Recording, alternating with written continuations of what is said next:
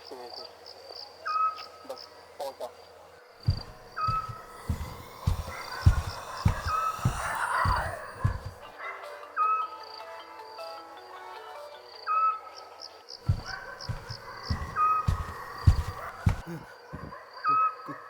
कौन है?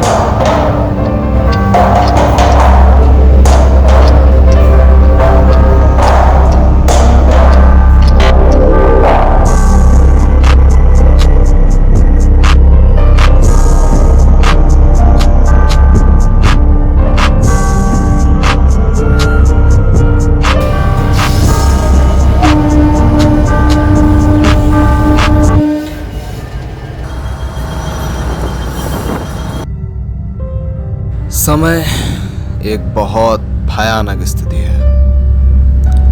अगर उसके साथ चले तो कमाल की जगह तक पहुंचाता है, पर अगर उसके खिलाफ जाएंगे तो मौत को बहुत जल्द आपके करीब ले आता है।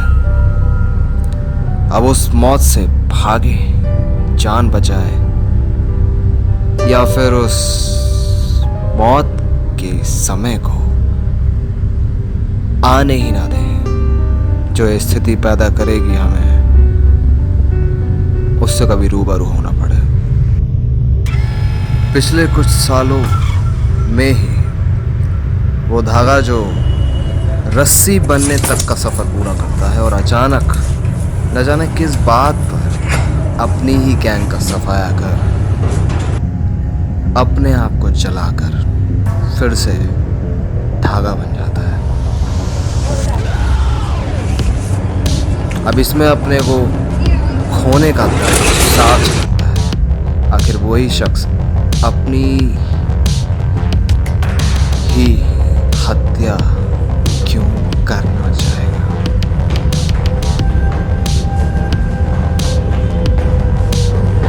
ये मेरी टीम है जो अब मेरा साथ देगी।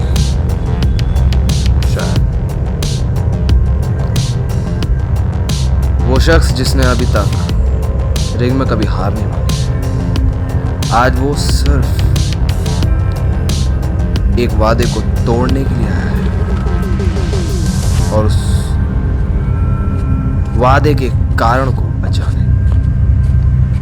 बिल्कुल सही समझे या फिर नहीं समझे, वो अपनी माँ को बचाने के लिए आज रिंग में हारेगा। हालांकि वो एक स्ट्रीट फाइटर है, पर उसकी खास जानकारी मुझे बिल जेम्स ने दी थी। एक वही था जो मुकाबले में काफी हद तक अटूट साबित हुआ। क्या कर रहे हैं भैया? उस वादे को, उस कसम को तोड़कर उसे ही बचाना कभी कभी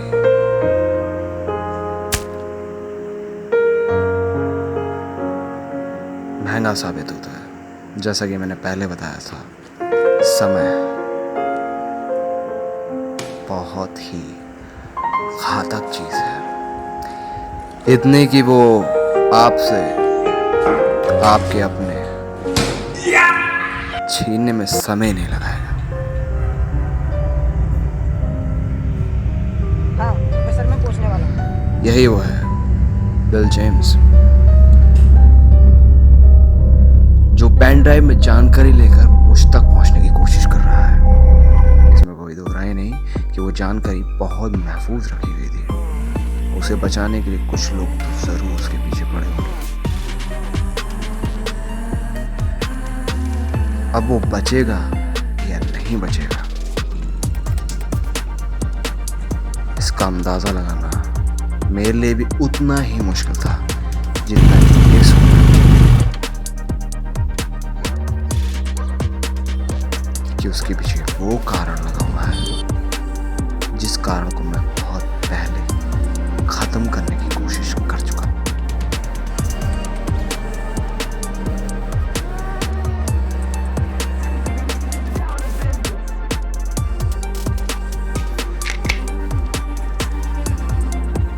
आखिरकार वो अपनी जान बचाने की कोशिश कर रहा है।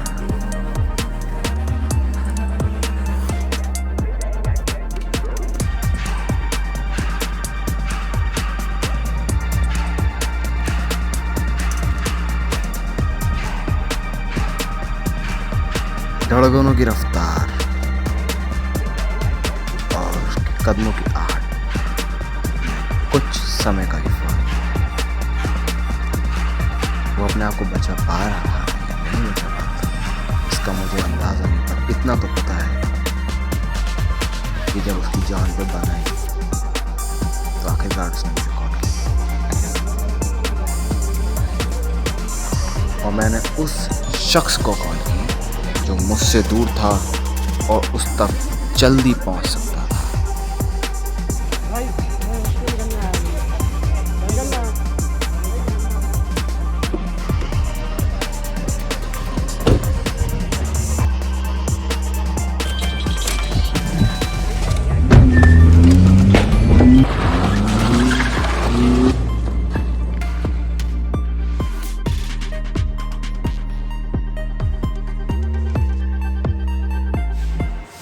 अब उस शख्स की कहानी जो वफादार था, वफादार है और वफादार होने की कोशिश में लगा है। किसी सैनिक को बर्खास्त किया जाए बिना किसी वजह के, और वजह भी बताया जाए तो बिल्कुल बेबुनियाद हो, काफ़ी असर पड़ता है, बहुत असर पड़ता है। ये भी उन्हीं सैनिकों में से जिनको बर्खास्त किया गया बिना किसी बड़ी वजह के, और जब उस वजह को खंगालने की कोशिश में जब उसने अपने कदम बढ़ाए थे, उसको सिर्फ इतना पता चला कि आगे खाई है और पीछे कुआं। घर इधर तो खून के प्यासे लोग भी चारों तरफ खड़े। आखिर क्या गलती हुई थी इससे?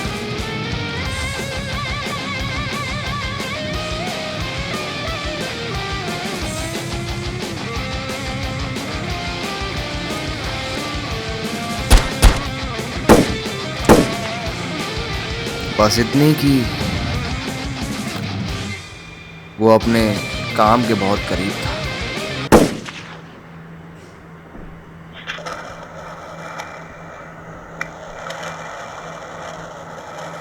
और अचानक ही उसे हटा दिया गया। खैर, सियासत में ये सब चलता है, और उसकी गलती उसको मेरे पास तक ले आई।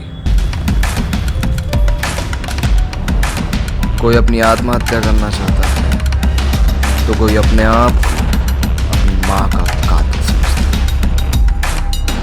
तो कोई मेरी वजह से अपनी जान दे ली।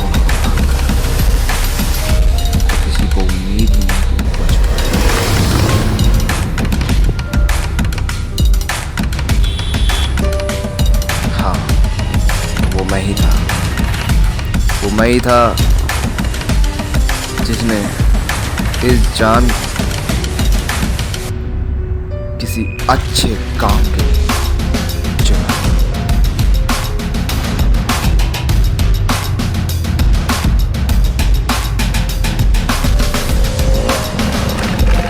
अपने आप को अपनी माँ का कातिल समझने इंसान को रोकना बड़ा मुश्किल है।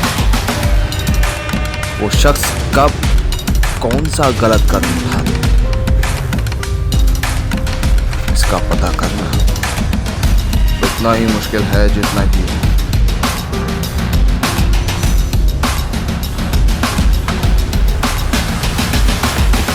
हारे गए सैनिक को वापस लेना।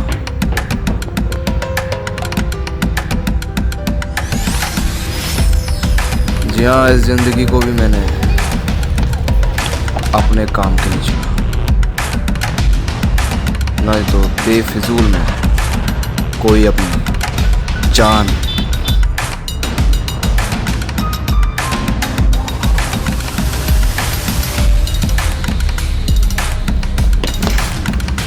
गवा बैठा।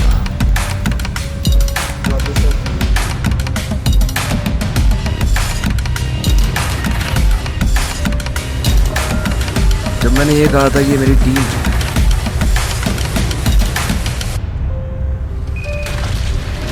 तब आप लोग समझ गए होंगे कि हाँ ये जिंदा बचे।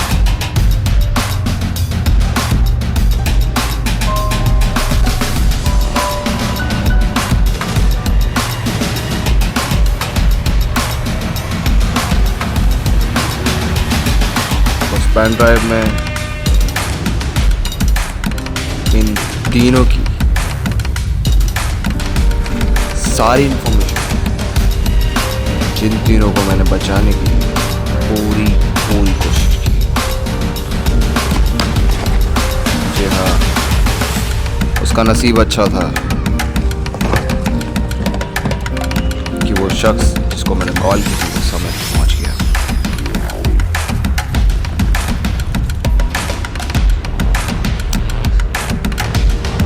ये कहानी कुछ अलग नजरियों से दिलचस्प लगी। ये कहानी कुछ अजीब नजरों से बेकार और बकवास लगी। फिलहाल ये कहानी कितनी दूर तक जाती है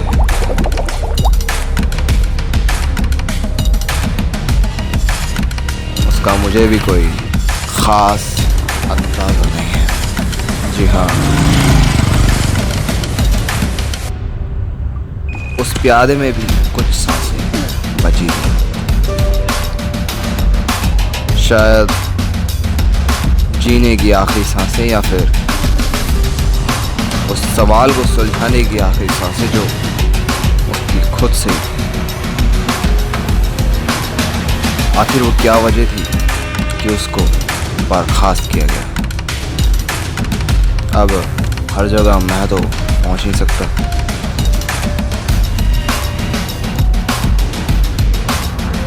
क्या कोई बात नहीं, तो चलता है।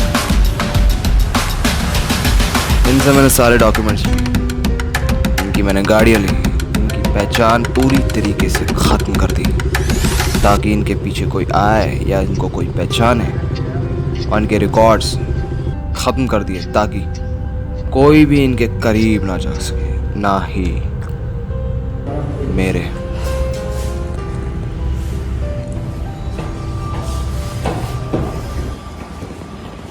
हाँ, वेलकम टू होम। जब तक आप यहाँ हैं आप एक दूसरे का परिवार है और यह आपका घर है, ठीक है? यहाँ पर रहोगे,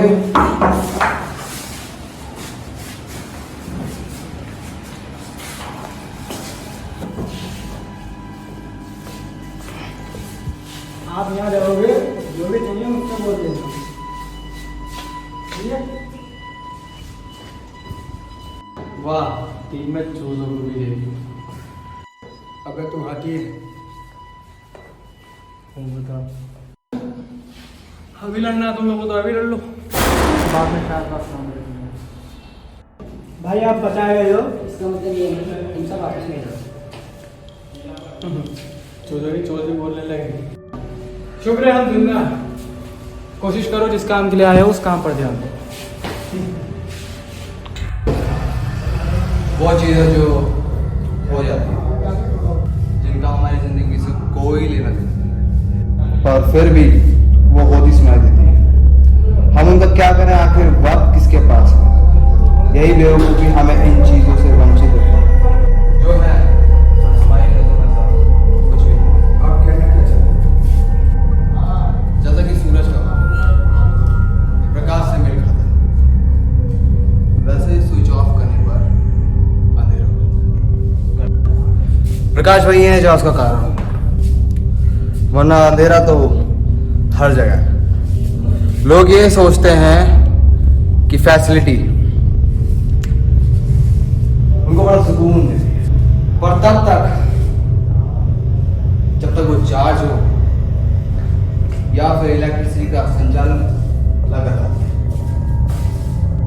यही एकमात्र कारण है कि जो चीज हमें समझ में नहीं आती, या तो हम उसे टाल देते हैं या उसको ब्रेकिंग न्यूज बनाकर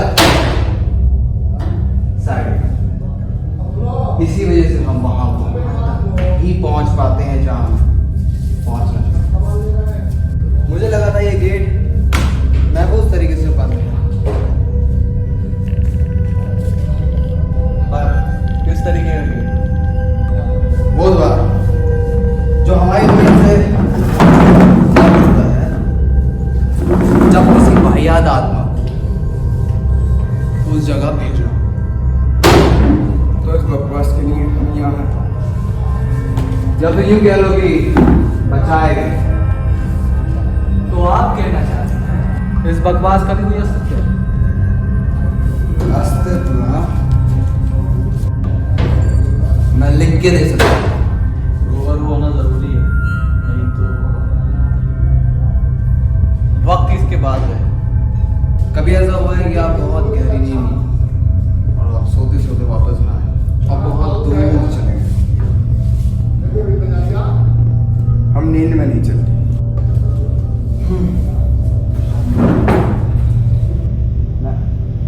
तब जब कोई बुरा ख्वाब आपको ऐसा घेरे कि जागने की हिम्मत ना हो, तब सुकून मिले जब जागने के बाद ये पता चले ये तो एक बहुत बुरा ख्वाब है। और ये और भी हो रहा होगा,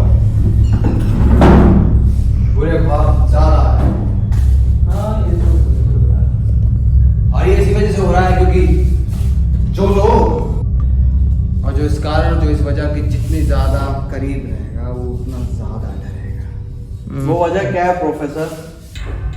वो वजह एक गेट है जिसको नहीं खोलना चाहिए था, पर वो किसी वजह से तो उसको जाके बंद कर देते। इतना आसान नहीं है उस गेट को बंद करना, क्योंकि वो किसी दूसरी दुनिया से, और उसे खोलने का सिर्फ एक ही रास्ता, उसे वो 3 तत्व चाहिए। और वो पहली बात तो पानी में खो। अब वो तत्व उसे कहाँ मिले, कैसे मिले, किस तरीके से मिले, पर उसे मिल गए और वो खुल भी चुका है। जहाँ तक मेरा है ख्याल और मेरी इंफॉर्मेशन के हिसाब से, जैसा कि मुझे जेम्स ने बताया,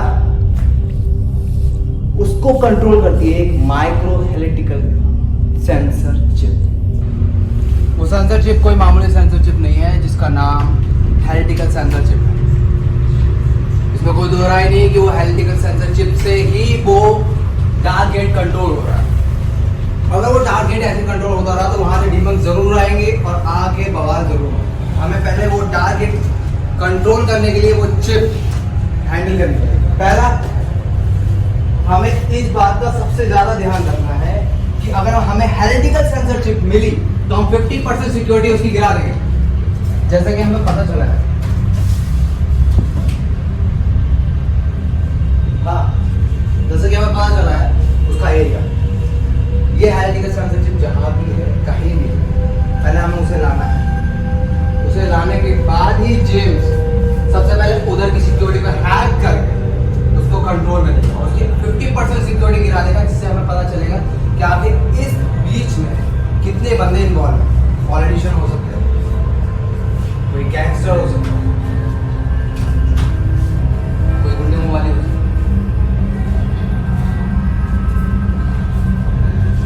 किसी भी तरीके के लोग तो हाँ, लड़ाई तो किसी भी हाल में। ये बिल्कुल एक हॉरिबल स्टोरी की तरह लगता है, पर क्या सच में ऐसा कुछ है? पहली वारदात और जो शुरू हुई है वो कुंदन पेट्रोल पंप के पीछे कुछ मकान से शुरू हुई है, पर हाँ खोज अभी भी जारी है। तो आपका कहना है कि ये गेट जो खोला गया है सरकार करने के लिए, और वो जो लोग हैं कौन है? वो लोग कौन है? वो लोग नहीं, वो लोग है ही नहीं। प्रोफेसर ये वो इंसान ही नहीं है तो बात ये है क्या? अगर वो इंसान नहीं है तो वो है क्या? सवाल अच्छा है। जैसे इन्फॉर्मेशन मुझे दी है और मैंने जितना पता लगाया उसके हिसाब से वो शख्स, वो लोग यहाँ के नहीं। पहली बात। दूसरी बात ये कि वो यहाँ पर रूप नहीं बदल सकते। तीसरी बात ये कि उनकी काबिलियत पूरी नहीं है। ठीक है, अब हमें सबसे पहले हमारा पहला प्लान ये है कि ये देखना कि आखिर ये हुआ कैसे, ये क्यों हुआ, ये किस लिए हुआ, ये किया किसने है। कि अगर वो लोग यहाँ के हैं और उनका साथ दे रहे हैं तो हमें सबसे पहले उनकी सिक्योरिटी ये पता लगाना होगी वो कितने लोग हैं, कहां से बिलोंग करते हैं और कौन कौन इस साजिश में शामिल है। प्रोफेसर प्लान क्या होगा? प्लान क्या होगा? सबसे जरूरी है ठीक, सबसे पहले मेन ग्रुप और लॉ, तुम दोनों सबसे पहले जाओ जिससे कि फिरोज को मौका मिले उस सेंसरशिप चुराने का। ठीक, पहला लो, तुम उधर जाओगे और अपनी साइकिल ठीक करो, किसी भी तरीके से उधर के बंदों को गिनोगे ताकि पता चल सके कि वहां के यहाँ पे 7-8 बंदे हैं करीब।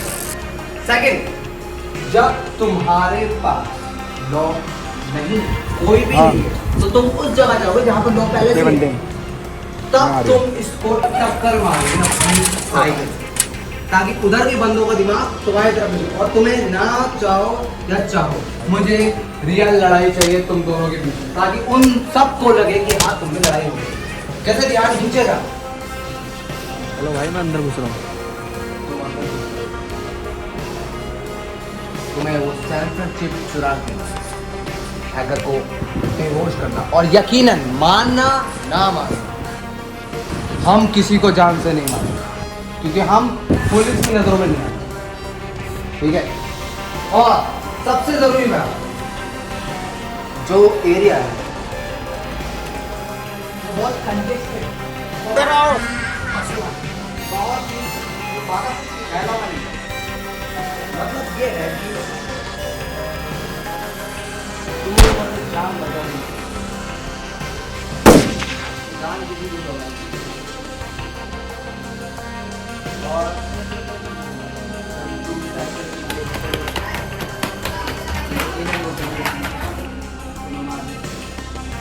तुम तीनों अपनी नहीं जमा कर लो, हालांकि तुम्हारी गाड़ी वही रहेगी जहाँ पर पहले सजेस्ट की हुई हो, जहाँ पर पहले प्लान किया हुआ हो।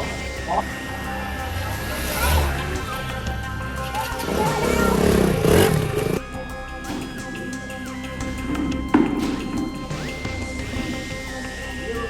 प्रोफेसर कह रहे हैं हमें ये घेरा तोड़ना है।